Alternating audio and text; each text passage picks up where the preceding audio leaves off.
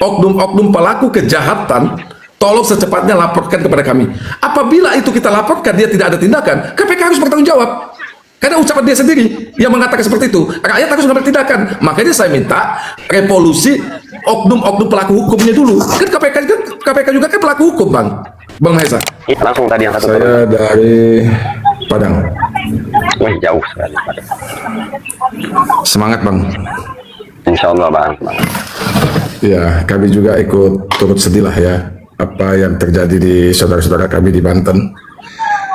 Ya, kami selalu bantu doa lah, Bang Mahesa. Nuhun. Di Banten, di Rempang lebih menyedihkan. Di Rempang. Betul.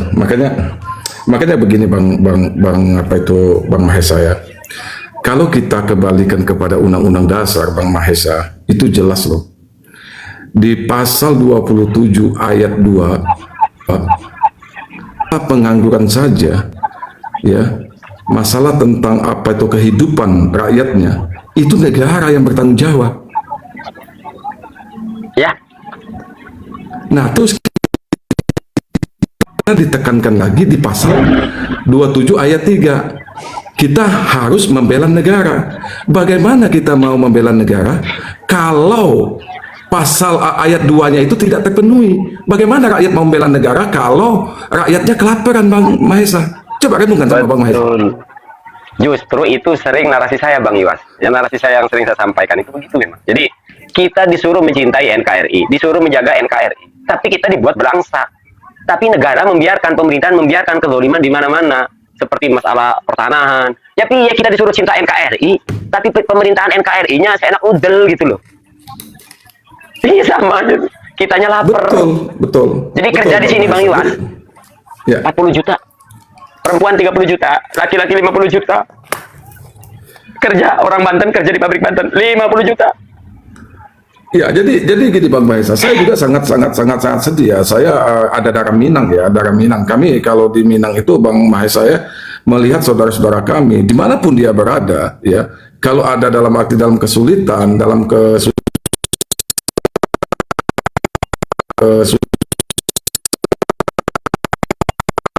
ya.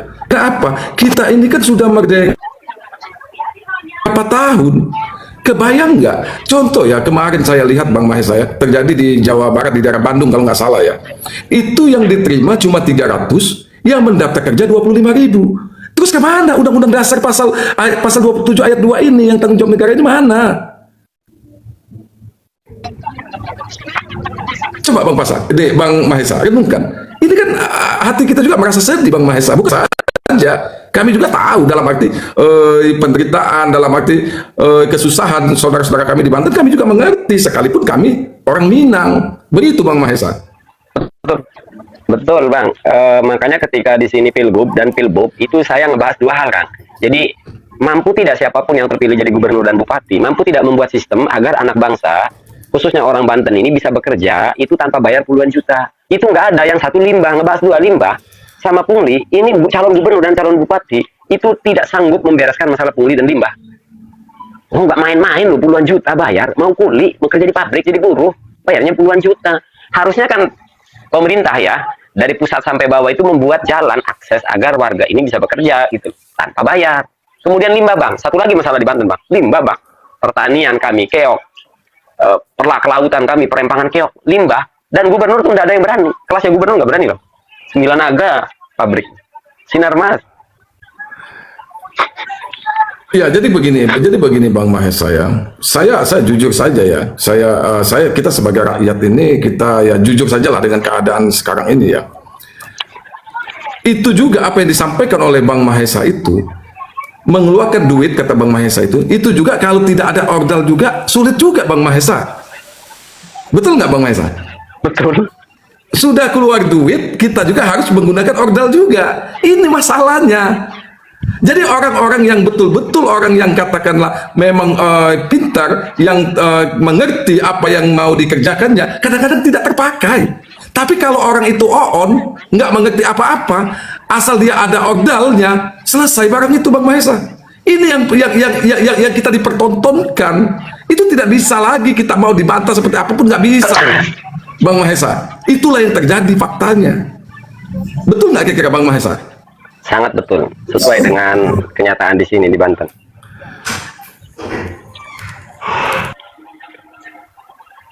Silakan Bang Diki. Selamat malam, Assalamualaikum. Siap, Bang Diki, silakan. Alhamdulillah tadi saya memantau, memperhatikan. Saya jadi menarik. Jarang ada yang diskusi terkait permasalahan-permasalahan yang fundamental atau mendasar seperti ini. Saya salut salut ke Bung Mahesa ini, keren. Banyak Bang, jadi pembahasan seperti ini sebenarnya banyak dari saudara-saudara kita di Aceh. Banyak. Mereka cuma bedanya mereka benar-benar terlalu vulgar. Kalau saya enggak sih, dibanding saudara-saudara saya di Aceh, saya belum se ekstrim mereka ya. Tapi kita itu banyak kesedihan. Pada dasarnya gini ya, tema malam hari ini kita itu serba sedih oleh mahasiswi tadi ya, disebut penjajah Indonesia. Kedua, bangsa Aceh, terus Papua, terus daerah lain. Kita ini disebut bahwa Jawa itu dimanjakan. Oh, kekayaan kami hanya diserap ke Jawa katanya. Jadi seolah-olah akhirnya orang yang ada di Jawa ini dapat keuntungan daripada tuduhan mereka. Padahal kan yang kita rasakan juga sama nasib kami ini rakyat. Jadi selalu yang disudutkan, makanya mohon maaf nih sama saudara-saudara saya di bangsa Aceh, di Aceh, tolonglah jangan Jawanya, karena kita juga mengalami kepedihan yang sama. Emangnya yang jadi pemerintah itu hanya orang Jawa? Kalau presidennya iya betul selama ini orang Jawa, tapi yang jadi menteri kan banyak juga dari luar Jawa. Betul.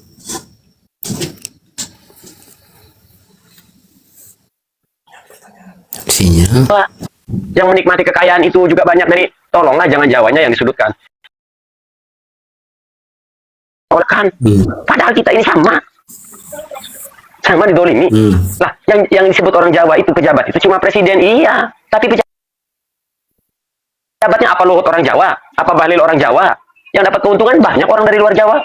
Kenapa harus Jawa yang kena imbas? Kenapa? Tapi kami tidak bisa menjawab di bangsa Aceh, kami memaklumi kondisi mereka, kami tersinggung, tapi ya sudahlah, kami memahami perasaan mereka. Serius kan? Jadi ketika dituduh macam-macam, ya kita cuma bisa sedih. Nggak mungkin kita berdebat dengan saudara-saudara di Aceh. Cuma jujur, ya, kenapa tema ini Indonesia tanda tanya ya, apakah Indonesia penjajah? Kenapa pemerintahan Indonesia diam disebut penjajah? Kenapa? Apa mereka merasa mereka menjajah Timur Leste?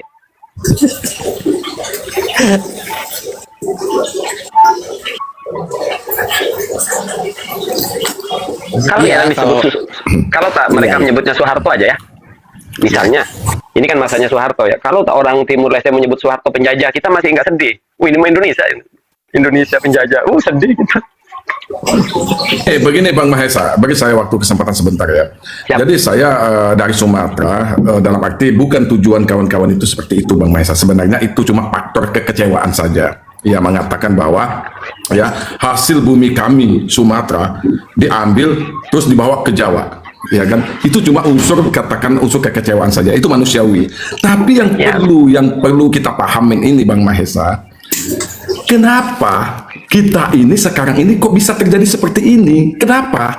Ini yang jadi pertanyaan saya. Ya, berulang-ulang kali, maupun di Komal Politik maupun di Komal manapun saya berulang-ulang kali. Kenapa? Kita ini, kalau kita kembalikan Undang-Undang Dasar 1945 Bang Mahesa, itu jelas di pasal 33 ayat 1 bahwa semua kekayaan alam ini dikelola untuk negara, dikembalikan lagi untuk rakyat. Mana untuk rakyat itu mana? Justru kita pada saat ini ditekan oleh pajak. Kita makan mie Indomie saja itu sudah pajaknya luar biasa. Apa yang kita telan, apa yang kita beli, kita belanja, itu semuanya pajak. Justru kita pada saat ini pajak terus yang digrogoti. Mana yang mereka sajikan hilirisasi, mana yang mereka sajikan masalah pertambangan. Bang Mahesa, perlu Anda pahami Bang ya, APBN kita ini terpenuhi uang pajak 82,4%. Bukan dari hilirisasi, bukan dari pajak. Itu yang harus kawan-kawan yang harus paham. Bahwa kita ini seolah-olah diperas gitu loh. Ini kenapa kok bisa jadi seperti ini, saudara ini Bang Mahesa? Betul Bang. Yang pertama ya, iya tadi di saat bersamaan kekayaan alam, sumber daya alam dikeruk oleh bangsa asing. Tapi negara, pemerintahan memeras rakyat. Yang kedua soal tadi, makanya tadi saya katakan kenapa kita ini sedih. Tapi kita memaklumi kondisi mereka ketika saudara-saudara di Aceh ngomong di Jawa. Makanya saya bilang saya maklum, makanya saya nggak menyalahkan mereka. tapi menyayangkan gitu. Nggak menyalahkan, karena saya juga memahami kondisi di Aceh. Sangat memahami, makanya ketika disebut memanjakan bangsa Jawa, orang Jawa, aduh kita kadang sebenarnya sedih, cuma saya nggak mungkin berdebat tadi ya, karena saya tahu kondisi mereka juga paham. Tapi saya ingin yang perlu ingin saya sampaikan adalah bahwa saudaraku di Aceh, di Papua, yang kalian rasakan kami juga merasakan gitu loh. Jadi gitu, kami juga merasakan di Jawa.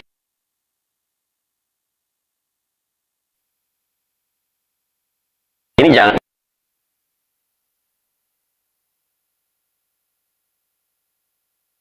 dikira, wow sekarang. Tapi jujur saya nggak sepakat sih dengan istilah di Aceh. Gerakan Aceh Merdeka saya nggak sepakat. Bang Yos. Jadi begini Bang Mahesa, ya kalau kita kembalikan kepada masalah tentang Aceh, mungkin Bang Mahesa kan udah paham sih permasalahan Aceh kan selama ini seperti apa, ya kan? Bukannya dalam arti sekarang aja mereka minta merdeka, itu kan sudah lama sekali, ya kan? Nah, jadi hal seperti itu kalau menurut saya Bang Mahesa, tinggal pemerintahnya sekarang ini. Apakah pemerintahnya itu dalam arti sekarang ini diam, ya, dengan gumingan rakyat Aceh? Apakah pemerintah itu mau merangkul betul-betul dikasih penjelasan yang sangat detail bahwa kita itu bersatu lebih baik daripada kita berpisah? Kan kira-kira seperti itu. Ini semuanya tergantung dari pemerintah. Cuma kan begini Bang Mahesa, kita lepaskan dulu lah nyangkut masalah tentang Aceh. Kita lepaskan dulu masalah Aceh. Kita ini pada saat ini Bang Mahesa, coba kebayang Bang Mahesa, saya pribadi Bang, kalau mau memikirkan diri saya sendiri, memikirkan keluarga saya, insya Allah saya lebih daripada cukup diberi titipan sama Allah. Tapi bagaimana saudara-saudara kita? Betul. Saya juga Bang Mahesa ngoceh ini juga di komal politik maupun di komal manapun, kalau tentang berbau-bau politik pasti saya naik. Kenapa? Tujuan saya tuh cuma mau bersuara. Kalau saya mementingkan diri saya sendiri, saya justru Bang Mahesa, ya, membikinkan lapangan kerjaan kepada tetangga saya, orang-orang terdekat saya. Tapi bagaimana saudara-saudara kita? Apa yang saya sampaikan tadi Bang Mahesa, contoh di Bandung yang menerima cuma 300 tenaga kerja, yang mendaftar 25.000. Ini suatu kegilaan Bang Mahesa. Bayangkan 300 yang diterima, 25.000 yang daftar. Kebayang nggak Bang Mahesa? Nggak kebayang Bang. Jadi 24.700 yang tidak bisa bekerja, cuma 300 yang diterima. Renungkan Bang Mahesa. Berarti kalau kita mau ngikuti, mau nelusuri, luar biasa saudara-saudara kita pengangguran pada saat ini. Bukan, kadang-kadang ada yang sakit jahat kepala saya Bang Mahesa, ada orang yang katakanlah sok-sokan mendukung pemerintah, dia mengatakan bahwa kita rakyat Indonesia ini pemalas. Pemalas dari mana? Mereka sudah menenteng emak bondak-bandik dari pekerjaan, tapi orang yang menerimanya tidak ada. Di mana letak pemalasnya? Di saat yang bersamaan, bicara seperti itu. di saat yang bersamaan mereka besar-besaran memasukkan tenaga kerja asing dari Tiongkok masuk ke Indonesia, menjengkelkan. Itu Bang, kita boleh Bang ya, kita boleh mengambil tenaga kerja dari asing Bang, dari luar, apabila anak-anak bangsa kita tidak bisa melakukan pekerjaan itu boleh Bang. Betul, sebutnya tenaga ahli lah. Tenaga ahli. Tapi kalau memang anak bangsa kita masih banyak yang bisa, kenapa harus ngambil dari luar? Kenapa nggak tidak dimanfaatkan tenaga kerja kita Indonesia? Contoh Bang ya, saya bukan dalam arti membagus-baguskan Pak Anies Bang ya. Pak Anies bikin stadion JIS, satu pun orang asing tidak ada. Semuanya anak bangsa, rakyat Indonesia yang dipekerjakan waktu membangun JIS. Saya bukan dalam arti membela Pak Anies ya, tapi ini fakta real. Kan begitu Bang. Nah begitu seorang pemimpin itu manfaatkan anak-anak bangsa kita. Contoh Bang ya, ini saya kasih contoh sedikit. Abang tahu nggak presiden wilayah di Afrika, anak muda, aduh di negara apa ya sebutannya itu? Bayangkan loh Bang, saking dia memikirkan rakyatnya, dia membuka peluang ya negara dia supaya investor masuk tanpa dipungut pajak. Tapi dengan catatan rakyat saya tolong dipekerjakan. Hebat Bang, luar biasa tuh Bang. Tujuannya apa? Supaya rakyat ini tidak ada yang nganggur, supaya rakyat ini bisa makan semua. Nanti kalau sudah berkembangnya, entah ke 10 tahun, 20 tahun yang akan datang, mungkin pelan-pelan pajak itu akan dikenakan sama investor. Tapi dengan gebrakan dia, Ada salah satu presiden di wilayah Afrika, anak muda, dia menarik investor seluruh dunia supaya masuk ke negara dia untuk tujuan supaya rakyatnya jangan sampai ada pengangguran. Itu luar biasa, Bang. Kan di Indonesia juga sudah berusaha membebaskan pajak investor, tapi rakyatnya yang digedein pajak. Nah itu masalahnya, Bang. Aku mau ngomong itu tadi. Itu masalahnya. Kenapa kok bisa kebalik seperti ini? Gitu loh, Bang Mahesa. Saya udah paham itu. Aku mau ngomong seperti itu. Ada investor dari asing, kita ini malah dibebaskan pajaknya, tapi kita malah ditekan pajak. Kita ini semuanya berpajak, Bang. Untung-untung aja, kentut aja bisa terjadi kena pajak juga, Bang. Nantinya, kalau kentut sembarangan. Bisa kena pajak nanti, Bang.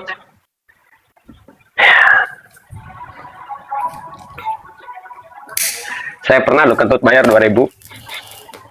Nah, sebenarnya jujur, Bang ya, jujur Bang Mahesa, saya sebenarnya jujur, Bang ya. Saya juga, Bang, saya sudah hampir 1 tahun, Bang, di komal-komal politik. Mungkin Abang jarang aja mungkin nongol di komal politik itu. Saya menggelegar terus, Bang, di komal-komal politik. Cuma sekarang ini ada rasa kejenuhan, Bang, saya. Ya. Ada rasa kejenuhan. Kenapa kata saya rasa kejenuhan? Apa yang disampaikan Bang Mahesa tadi? Kadang-kadang rakyatnya sendiri tidak kompak, padahal kita tadi memperjuangkan mereka. Itu, Bang, masalahnya, Bang. Benar nggak menurut Bang Mahesa? Ya, betul begitu.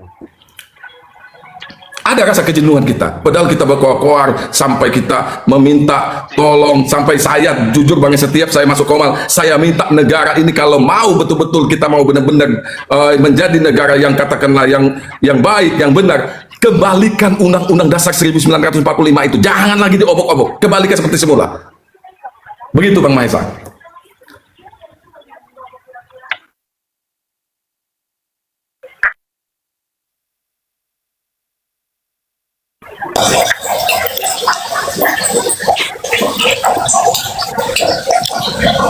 Kalau saya berpandangan bahwa memang tadi kembali lagi kepada SDM para pejabat di Indonesia ini. Pertama, DPR RI sampai pusat tidak paham akan fungsinya sebenarnya. Kemudian yang kedua, tidak berani.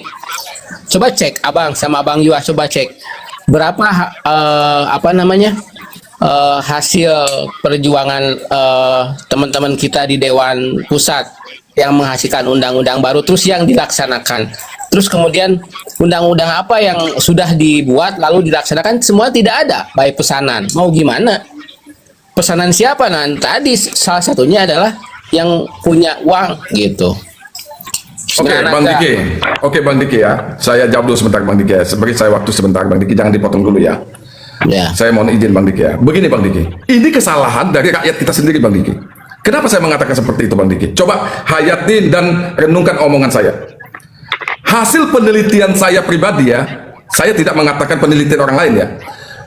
Rakyat Indonesia ini, Bang, 60% mereka tidak peduli siapapun yang mau jadi presiden, gubernur, bupati, wali kota, ataupun DPR. Hampir 60% lebih. Yang penting ada sesuatu yang diberikan kepada rakyat tersebut, ya, dia akan memilih. Dia tidak bakalan dia mau menanyakan asal usulnya siapa, apa sekolahannya, dia ini pernah menipu atau tidak, bohong atau tidak, ya kan? Bagaimana kita mau mendapatkan pemimpin yang berintegritas? Bagaimana kita mau mendapatkan pemimpin yang cerdas? Satu lagi, Bang, yang Abang sedikit perlu pahami. Orang, ya, oknum anggota DPR sudah jelas-jelas dia itu koruptor.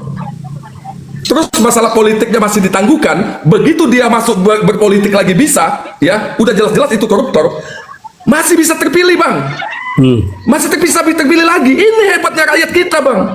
Udah jelas-jelas dia koruptor kok. Kalau kita memang otak kita itu benar, otak kita itu jelas, ya, sebagai rakyat, udah jelas-jelas koruptor kok. Ngapain mau kita pilih? Sekalipun uang yang ditabur ke sama dia, misalnya, ngapain mau kita pilih? Jelas-jelas dia perampok kok. Ini hebatnya, Bang, bagi rakyat kita Indonesia. Jadi kalaupun ada oknum DPR yang tidak peduli kepada rakyat, jangan juga kita 100% menyalahkan mereka. Saya di sini harus fair. Memang kadang-kadang kesalahan kita sendiri sebagai rakyat yang kadang-kadang mau dibeli dengan 50.000, dengan 100.000, dengan sembako. Itu, Bang Diki. Bagaimana kita mau bisa mendapatkan pemimpin yang berintegritas? Begitu, Bang Diki. Sering, Ya, Bang Yuas, karena memang kan itu sering saya sampaikan, rusaknya pemimpin kita ini adalah cerminan bangsanya yang rusak. Kita ini selalu, kesalahan kita ini yang pertama adalah memilih pemimpin dan legislatif itu yang siap bayar. Jadi ya jangan salahkan. Bang Pak saya. Jadi begini saudaraku viewer di bawah ya. Saya tidak menyalahkan rakyat ya. Cuma saya itu menyalahkan rakyat itu dalam arti begini. Bagaimana kita bisa mendapatkan pemimpin berintegritas kalau kita sendiri aja yang mau digitukan oleh oknum-oknum pejabat ini. Coba kalau kita mahal, kita betul-betul memilih pemimpin itu betul-betul dari prestasinya, dari kinerjanya. Insya Allah kita mendapatkan pemimpin yang baik, yang berintegritas. Jangan mau kita dibeli-beli, apalagi bansos, apalagi uang 50-100 ribu. Udahlah, berapa sih uang 50-100 ribu itu? Tidak bisa mencukupi kita dalam waktu sehari juga kok. Itu yang saya mengajak kepada saudara-saudara saya, rakyat Indonesia. Ayo dari sini ke depan kita rubah sistem ini. Bagaimana kita supaya ke depannya supaya memilih pemimpin yang betul-betul dia itu katakanlah memikirkan rakyatnya, betul-betul dia itu adalah seorang berprestasi yang bisa memimpin di Republik ini ataupun DPR, gubernur, bupati dan seterusnya, termasuk kepala desa. Begitu Bang Pak. Oke, ada yang baru masuk ini, silakan Benster. Kasih yang lain. Saya nggak biasanya ini naikin banyak orang, Win. Cuma karena dalam konteks ini mas saya juga awam ya, jadi makanya saya open mind. Silakan Benster.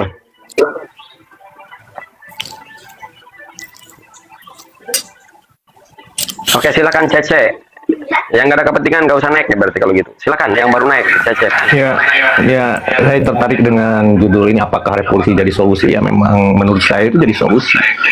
Dan revolusi ini mungkin Bang Yus Mendal, bisa menanggapi. Bang Cecep mendal suaranya.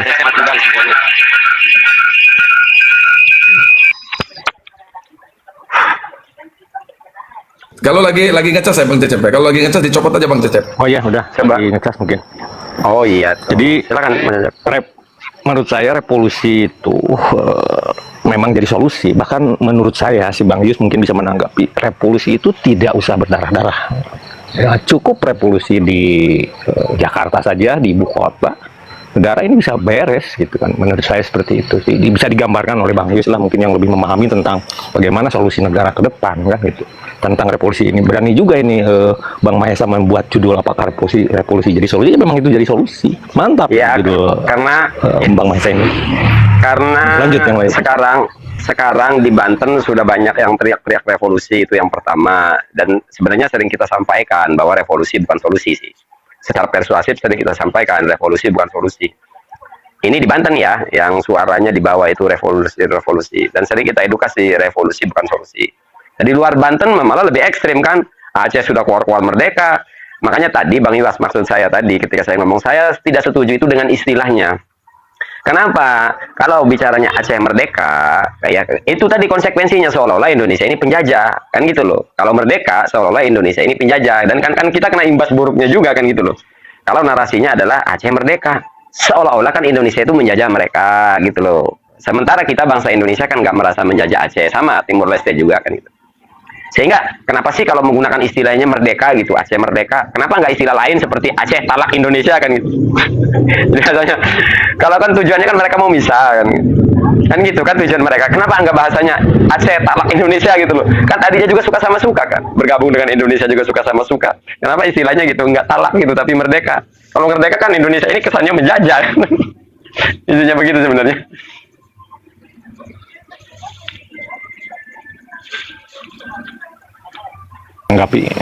Menanggapi pernyataan Bang Mahesa, memang Aceh merdeka itu maksudnya warga masyarakat Aceh itu memang dia merasakan terjajah gitu kan, yang tadinya tidak bersatu terus diambil menjadi kesatuan, dan masyarakatnya itu memang ingin lepas dari negara, cuma negara dengan aturan-aturannya membuat Aceh ini dikuasai oleh Jakarta kan, seperti itu tanggapan tentang Aceh. Tentang revolusi saya menambahin bahwa revolusi itu dikaitkan atau diartikan berdarah, itu tidak juga. Revolusi tidak berdarah-darah. Cukup terus revolusi tidak berdarah-darah, revolusi itu bisa terjadi. Revolusi versi sampean itu bagaimana? Kang Cecep, revolusi versi sampean itu bagaimana coba? Ya, mungkin seperti apa? Kalau menjelaskan secara detail sih mungkin tidak cukup waktu, dan ini diskusinya saya panjang dengan rekan-rekan yang lain. Bentuk revolusi tidak berdarah-darah itu kan Berarti Bukan kan berarti revolusinya itu berdarah-darah kan gitu maksud saya. Jangan diartikan revolusi ya, itu ya. berdarah-darah. Paham, paham, paham. Revolusi Paham, bentuk tidak paham, berdarah paham. bisa juga ini terjadi lah gitu. Oke, lanjut. Ya, saya tanya tuh begini maksudnya Kang Cecep, apakah isi revolusi itu salah satunya mengganti semua struktur negara atau mengganti pejabatnya saja dengan struktur yang sama atau gimana? Versi sampean aja dulu. Bisa seperti itu. Terlalu detail lah kalau dijelaskan, tapi bahasa revolusi itu harus digaungkan bahwa revolusi menjadi solusi. Itu saya setuju. Nah gitu Pak. Kan pro kontra Ini. juga tadi kan pro kontra. Ya, Apakah ya, revolusi itu ya. menjadi solusi, menjadi pro kontra tuh juga kan termasuk Bang Mahesa. Revolusi itu bukan solusi karena begini, katanya kan gitu. karena begini Bang Cecep, kalau cuma ganti pejabat ya sama aja berarti sama-sama pengganti kekuasaan aja itu.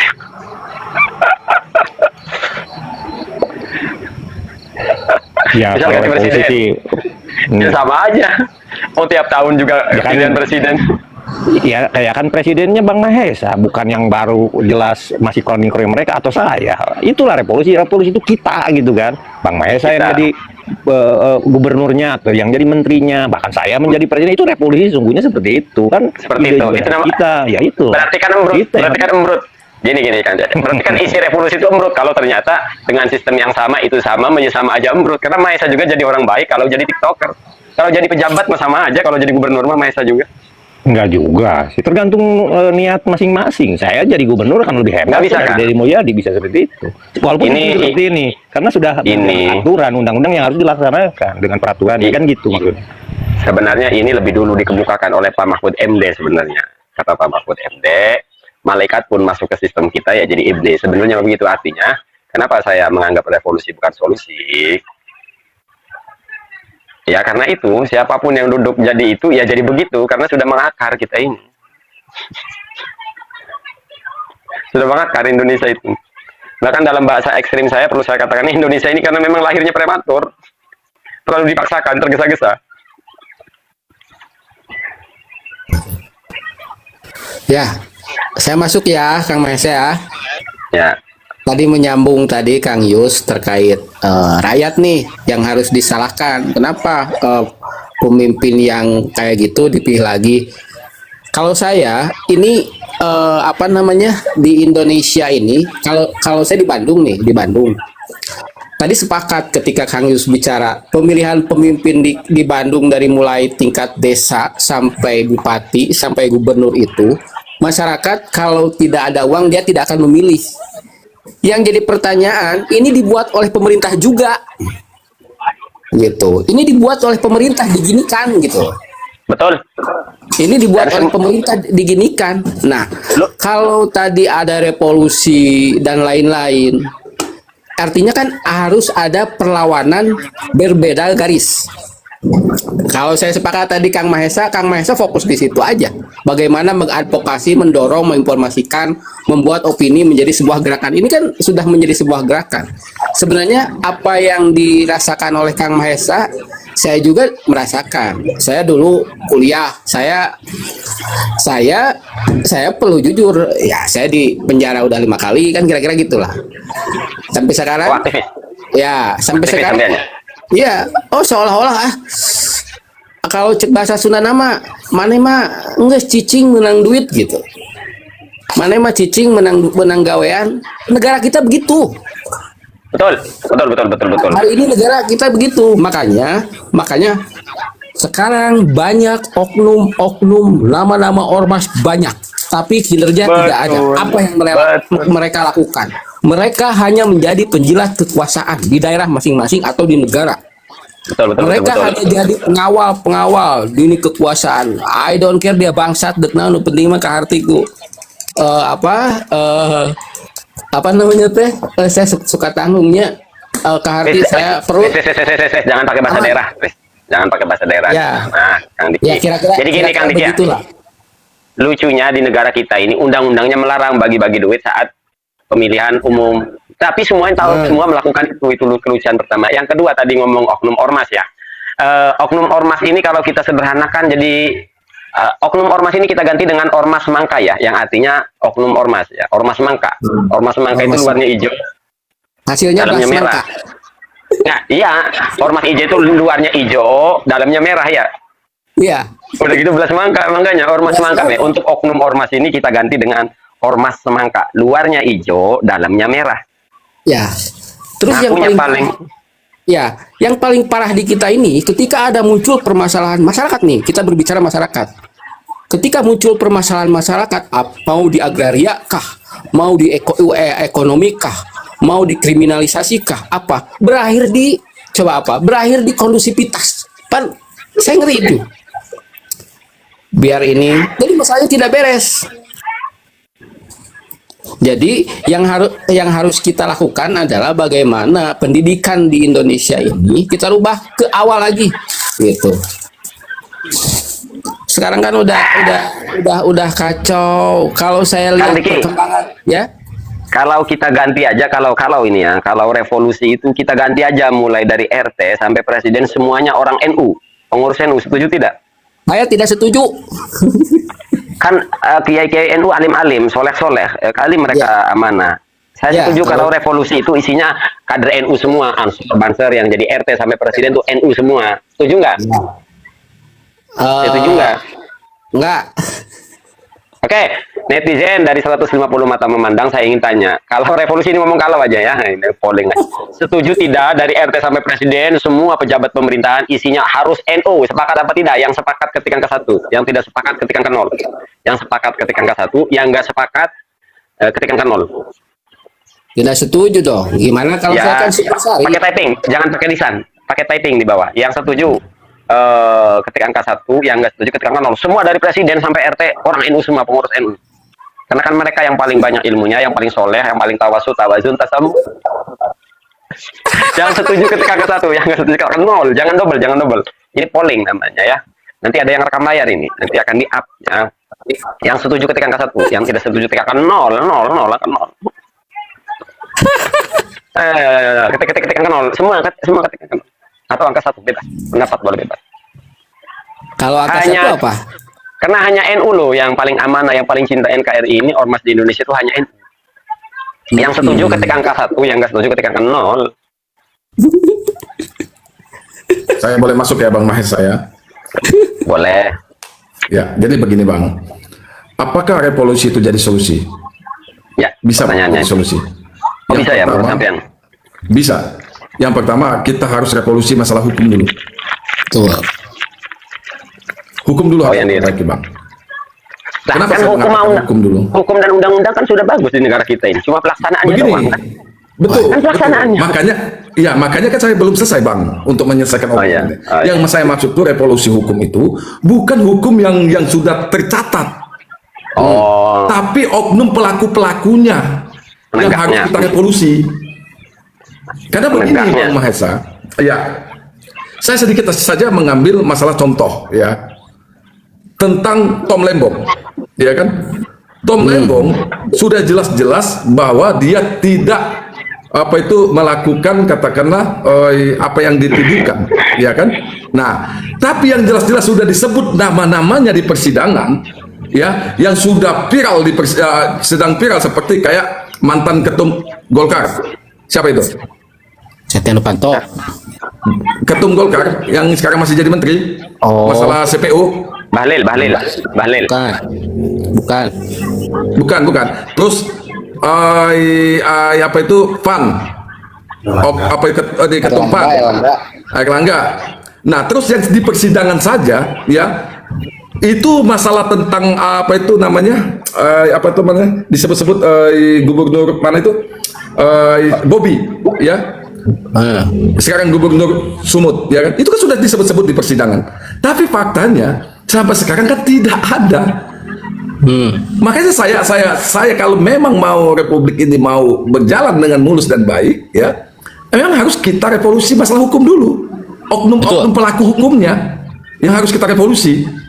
Kalau oknum-oknum pelaku hukumnya masih seperti ini Bang Mahesa, sampai kapanpun Indonesia pasti masih seperti ini. Contoh lagi Bang Mahesa, Contoh. masalah tentang saudara kita yang ada di Banten, ya kan? Masa iya sih Bang Mahesa?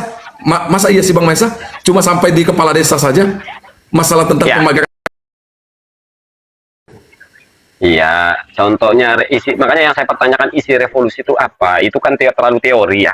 Revolusi tekniknya bagaimana mengganti ini? Misal saya kasih pertanyaan ini, apakah misalnya seperti Misalkan, rakyat boleh melakukan misalkan penyelidikan? Apakah boleh misalnya masyarakat boleh melakukan penyelidikan? Apakah seperti itu bentuk karena ya seperti yang terjadi di Banten tadi tuh, situ jadi pabrik sudah dilaporkan ke KPK, KPK nggak memeriksa gitu loh. Jadi warga apakah boleh seperti misalnya melakukan penyidikan gitu tak? salah satu Ya, jadi begini Bang Mahesa. Kan di situ kan sudah jelas-jelas ya kan. KPK juga sudah mengatakan, ya kan. Kita tuntut ini KPK. KPK sudah mengatakan masyarakat tolong kalaupun ada